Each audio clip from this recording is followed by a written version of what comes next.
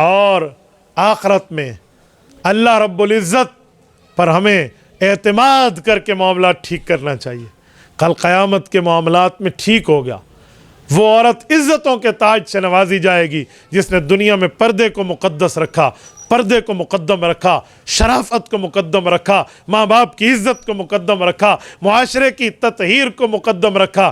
یاد رکھیں، نہ خود گناہ کریں نہ دوسرے کو گناہوں میں مبتلا کریں.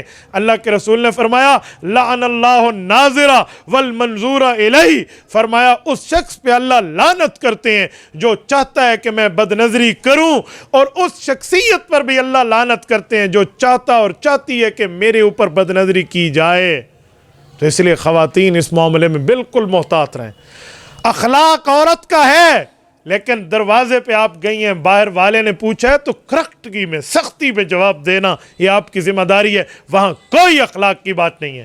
وہاں یوں نہیں ہے غیر محرم سے بالفرض کبھی فون پر بات کرنے کی ضرورت کبھی پیش آ جائے، کوئی مرض میں، کوئی تکلیف میں، آپ کے لہجے میں نرمی نہیں ہونی چاہیے.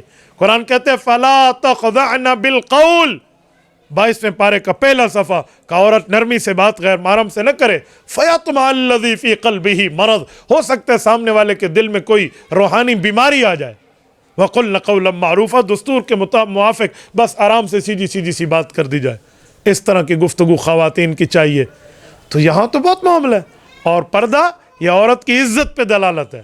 یقین مانے ہمیں یورپ میں جانا ہوتا ہے، میں یورپ گیا بھی ہوں اور دیکھا بھی ہے، وزٹ بھی کیا ہے، تو وہاں کی خواتین کو بے پرد کر دیا گیا ہے. وہ عورتیں گھر سے باہر نکل کے، جاب میں رہ کے، نوکریوں میں رہ کے، آج حال یہ ہے خاوند بھی نوکری پہ، بیوی بھی نوکری پہ، بچے نوکرانیاں پالتی ہیں. جب شام کو میاں بیوی یہ کپل گھر آتے ہیں تو وہ بچے رات کو نوکرانی کے پاس سونا اپنے لیے بہتر سمجھتے ہیں بنسبت ان ماں باپ کے.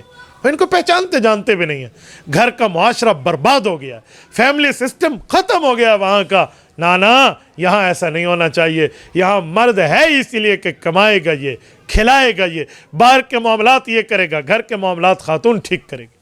تبارك الذي نزل الفرقان على عبده ليكون للعالمين نذيرا.